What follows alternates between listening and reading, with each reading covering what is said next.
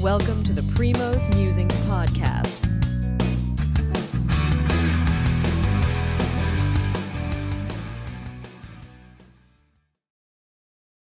Good morning. This is Sri Primo here with the week number 14 of the NFL. We already had one of the classic games that took place on Thursday with the division rivals in the NFC North, the Lions and Packers. What a game it was. Came down to the last few minutes of the game. Jordan Love was all right. He played okay, but Jared Goff put on 3 touchdowns, had 1 interception. Montgomery and Gibbs had less than the usual production, less than 100 yards combined. But one thing you saw from the Lions, especially the head coach, was the gutsiness to go for the 4th down when they were at the 25-yard line at the Packers with the game tied at 31 all.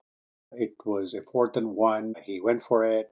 If they didn't make it, that still left Packers at least another 40 seconds to come and kick the game-winning field goal. Lions now get the win. They move up to 12 and 1. They kind of separate themselves in that division by going 12 and 1. With Vikings are 10 and 2.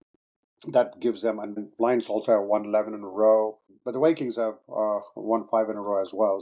But it's a good battle there. The Packers will still make the playoffs in that weak NFC division or conference. As far as the games for this week, there are some very important matches that are up there.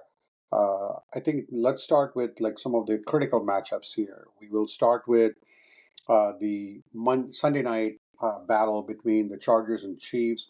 The Chargers are playing great defense. The Chiefs are not playing their best, but winning, and that's what matters because by winning the rest of the games, I think this is probably one of the toughest games that they have.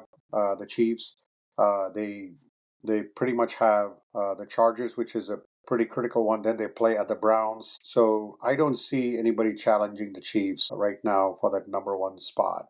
So with that, let's talk about the Chiefs and the Chargers. The Chiefs always have won against the Chargers. The Chargers usually go for a big lead, and then the Chiefs would come back, crawl back, and then the Chargers will make a couple of mistakes, and then the Chiefs always win. So the Chiefs have established a great stronghold on that particular division. Let's see if Harbaugh and Justin Herbert can win that. I still favor the Chiefs here. When I see that everything is down for the Chiefs, Mahomes or the defense will come up with a huge play. That's how I see it going. I think it's going to be a very low scoring game, 24-21 kind of thing, where Chargers take the lead and Chiefs come back and win that. As far as the rest of the very critical matchups, there is one matchup which has some implications from NFC. You have the Falcons playing at the Vikings. As I mentioned before, the Vikings are 10 and 2. The Falcons are 6 and 6, having a very slim lead, barely leading the NFC South Conference. The Buccaneers are right breathing down their throat at 6 and 6. So the Falcons going to the Vikings is a huge game for them. I feel that the Vikings will probably win this game. The Vikings are started to set their season back. They were undefeated for a while, then they suffered losses, and then they had 2 losses, and then they went back and won the next 5. So I feel that the Vikings are probably favored to win this game against the Falcons. As for, let's stay in that same division, you have the Buccaneers playing the Raiders at home. So this is a critical matchup for both these NFC South teams. So the team that wins will probably stay on the top of the division. So the Buccaneers playing the Raiders should be a favorable matchup to them than the Falcons going to the Vikings. And I feel that the Buccaneers will definitely earn that win against the Raiders. The Raiders played as good as they can against Kansas City Chiefs. I think the game against the Chiefs came down to a pretty bad call that the NFL really needs to look in their mirror right now. The Raiders were not playing for any playoffs, but I do think that they deserve to win that game against the Chiefs. But the Buccaneers will be too tough for them to handle. The Buccaneers will go up on top of the NFC South, and Falcons will drop to 6 and 7.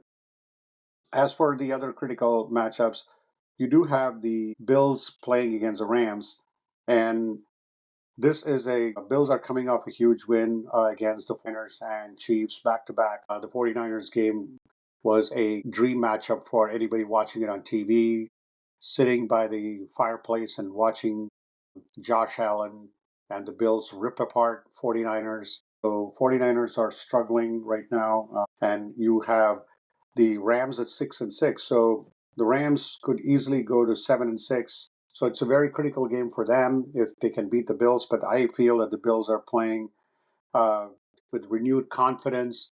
They do know that they have no room for error, especially when it comes to the Kansas City Chiefs, that they have to travel to Arrowhead. So Josh Allen and the Bills will go on the road and win against the Rams against pretty convincingly, I would think, in that matchup.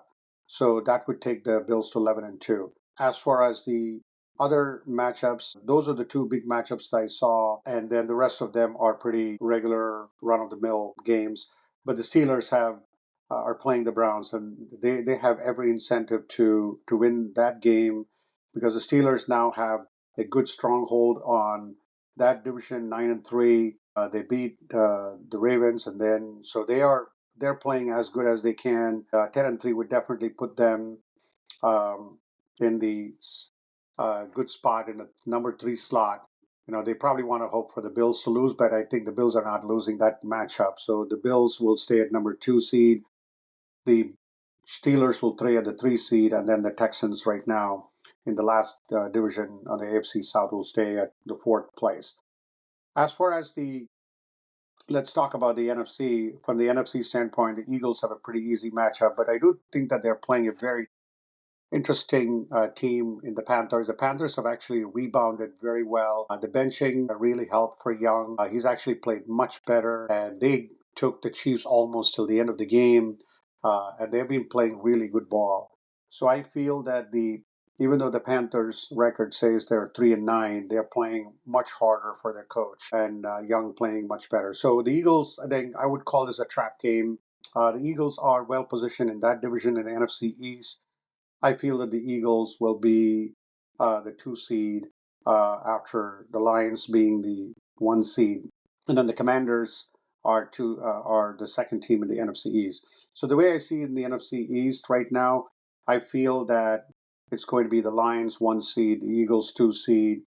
The 3 seed could come back between the NFC West and the NFC South because there is only one game separating each of these divisions. So the winner of the NFC South or the NFC West will be the 3 seed, depending on the record, obviously. I mean, they're only one game separated. The Seahawks right now hold the 3 seed and the Falcons hold the 4 seed. And that could easily flip, that the Falcons could go from the 4 seed right now to completely out of the playoffs after this loss against the Vikings. So NFC's got much more drama left.